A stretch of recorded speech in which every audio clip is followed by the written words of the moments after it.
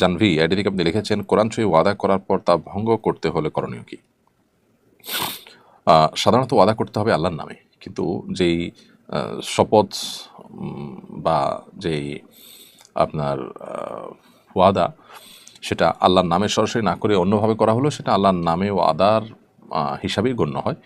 সেটাও শপথ হিসাবে শরিয়ার দৃষ্টিকোণ থেকে শপথ হিসাবে গণ্য হয়। সেরকম শপথ যদি আপনি ভঙ্গ করেন তাহলে সেক্ষেত্রে শপথের কাফারা দিয়ে দিবেন, অর্থাৎ 10 জন মিসকিনকে খাদ্য দিবেন অথবা নিজে 3টি রোজা রাখবেন। ইনশাআল্লাহ এতে আপনার শপথ ভঙ্গের কাফারা আদায় করা হবে। এস এম শাহ এআইডি থেকে আপনি লিখেছেন, আমি নৌবাহিনীতে চাকরি করি, আমার বাবা আমার নাম রেখেছেন শাহান শাহ, এ নাম কি পরিবর্তন করতে হবে? শাহেন শাহ মানে আসলে বাদশাদের বাদশাহ, রূপক অর্থে বলা হয় এগুলো নামের মধ্যে, যার কারণে এই নাম পরিবর্তন করাটাকে আবশ্যক মনে করছি না। এরপরে মুহতাসিম রহমান আপনি লিখেছেন, একটি অনলাইন একাডেমির কোর্সের দাম 12,000 টাকা। আমরা 6 বন্ধু 2,000 টাকা করে দিয়ে শেয়ারিংয়ের মাধ্যমে কেনার পরিকল্পনা করছি। সবাই মিলে ওই কোর্সটি ব্যবহার করলে তাকে বৈধ হবে? এই কোর্স ব্যবহারের ক্ষেত্রে তাদের কোনো শর্ত নীতিমালা কি আছে না আছে আমি জানি না। যদি কোনো বিধিনিষেধ তাদের পক্ষ থেকে এটা না থাকে তাহলে সেক্ষেত্রে এটি আপনার জন্য নাজায়েজ হওয়ার কোনো কারণ নেই।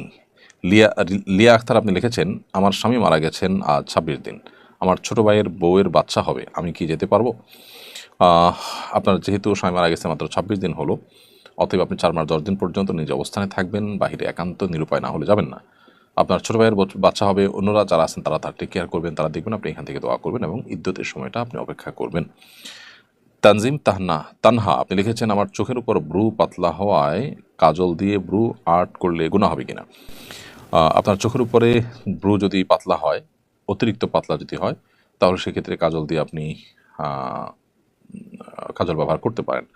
কিন্তু ব্রু আর্ট করা বলতে আপনি কি বোঝাতে চান আমি ঠিক পরিষ্কার না। সেখানে যদি আলাদা কোনো আবরণ তৈরি হয় তাহলে তো উজু হওয়ার ব্যাপার, গোসল হওয়ার ব্যাপার থাকবে। আর যদি কোনো আলাদা আবরণ তৈরি না হয় তাহলে তো কোনো অসুবিধা নেই।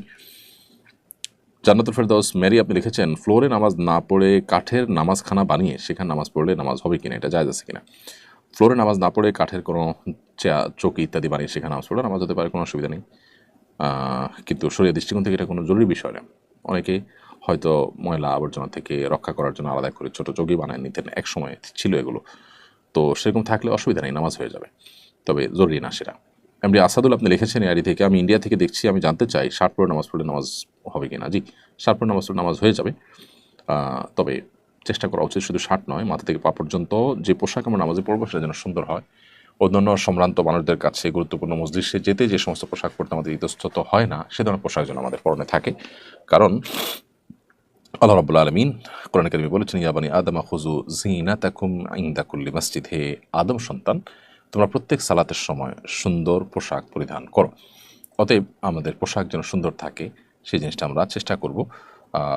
স্যান্ডো গেঞ্জি পরে বা এমন কিছু পরে আমরা নামাজ পড়লাম যেটা পরে আসলে আমরা কোনো গুরুত্বপূর্ণ জায়গায় যাব না, তো সেটা আল্লাহর শানে বেয়াদবি হয়, নামাজের শানে বেয়াদবি হয়, সেটা না করা উচিত। বাকি শার্ট পরে নামাজ পড়ে নামাজ হয়ে যাবে। মোহাইমিন আহমদ আপনি লিখেছেন, যদি কোনো কাপড়ে মেসি রোনালদোর নাম থাকে সে কাপড় দিয়ে কি নামাজ হবে কিনা? প্রথমত এটি একজন মুসলমানের গায়রত বা তার যে ইমানি আত্মসম্মান আছে তার পরিপন্থী, সেজন্য এরকমটি হওয়া উচিত না। আর দ্বিতীয়ত হলো, আপনার পোশাকে এরকম লেখা থাকলে, বিশেষ করে পেছনে থাকলে, আপনার পেছনে থাকা মুসল্লিদের নামাজের মনোযোগ নষ্ট করবে। নামাজের যে ভারত্ব আছে, নামাজের যে গাম্ভীর্য আছে, এ ধরনের পোশাক তার সাথে যায় না। আল্লাহ সুবহানাহু ওয়া তাআলা বলেছেন, ইয়া বানি আদম খুযু যিনাতাকুম ইনদা কুল্লি মসজিদ, হে আদম সন্তান, তোমরা প্রত্যেক নামাজের সময় সুন্দর পোশাক পরিধান করো। এ ধরনের পোশাক যেটার মধ্যে ছেলেমি আছে, যেটার মধ্যে হেঁয়ালিপনা আছে, জাস্ট খেলা, নামই খেলা যার, সে জিনিসটা আছে, নামাজের মতো সিরিয়াস ইস্যুতে সেরকমটি থাকা উচিত নয়। তবে নামাজ হয়ে যাবে, ব্যাপারটা এরকম না যে নামাজ হবে না। নুসরাত জাহান নওরিন আপনি লিখেছেন, আমি 3 মাসের গর্ভবতী, আমি রাতে ঘুমানোর পর খারাপ স্বপ্ন দেখি, এর কারণ কি এবং আমার করণীয় কি? নুসরাত জাহান, খারাপ স্বপ্ন নানা কারণে মানুষ দেখতে পারে। প্রথমত অনেক সময় এরকম হয় যে আমরা খারাপ স্বপ্ন দেখি হলো শুধুমাত্র আমাদের শারীরিক অসুস্থতার কারণে। মানুষ যখন খুব বেশি উইক থাকে, শারীরিক অসুস্থ থাকে, তখন অনেক সময় মানুষ আজেবাজে স্বপ্ন দেখে।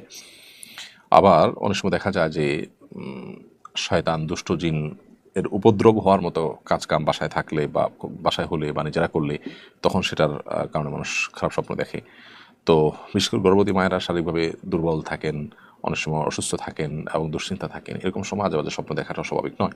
তারপর আপনি শোয়ার সময় 3 কুল পড়ে হাতের মধ্যে ফু দিয়ে কুল আল্লাহ করার ফেলা করাবেন নাস 3 বার করে হাতে ফু দিয়ে এরপর পুরো শরীরকে আপনি মুছে তারপরে ঘুমাবেন, সাথে আয়াতুল কুরসি পড়ে আপনি ঘুমাবেন। ইনশাআল্লাহ আশা করা যায় যে এর মাধ্যমে আল্লাহ তাআলা আপনাকে হেফাজতে রাখবেন। আমিনুল ইসলাম আপনি লিখেছেন, আমার অনেক খারাপ চিন্তা আসে, দূর করার কোনো আমল আছে কিনা? ভাই আমিনুল ইসলাম, মনের মধ্যে খারাপ চিন্তা যদি আসে তাহলে সেক্ষেত্রে খারাপ চিন্তাটার ধরন কি, ধাঁচ কি? খারাপ জিনিস দেখলে খারাপ চিন্তা আসে, তাহলে খারাপ জিনিস দেখা বন্ধ করতে হবে। অনেক সময় খারাপ চিন্তা বলতে জাস্ট অহেতুক দুশ্চিন্তা আসে, ইমানদার তখন আল্লাহর উপর তাওয়াক্কুল বাড়াতে হবে। ইমানদার কখনো আল্লাহর উপর ভরসা হারাতে পারে না। আর খারাপ চিন্তা বলতে যদি আল্লাহ সম্পর্কে বাজে চিন্তা আসে তাহলে বাম দিকে থুতু নিক্ষেপ করে আমানতু বিল্লাহি ওয়া রাসূলিহি পড়বেন এবং এটাকে ইগনোর করবেন। এ ধরনের চিন্তা শয়তান আনয়ন করে। এরকম চিন্তা আসা মানে হলো শয়তান উপস্থিত হয়ে গেছে, এখন আল্লাহর কাছে আপনি পানা চাইবেন, ইনশাআল্লাহ আল্লাহ তাআলা হেফাজত করবেন।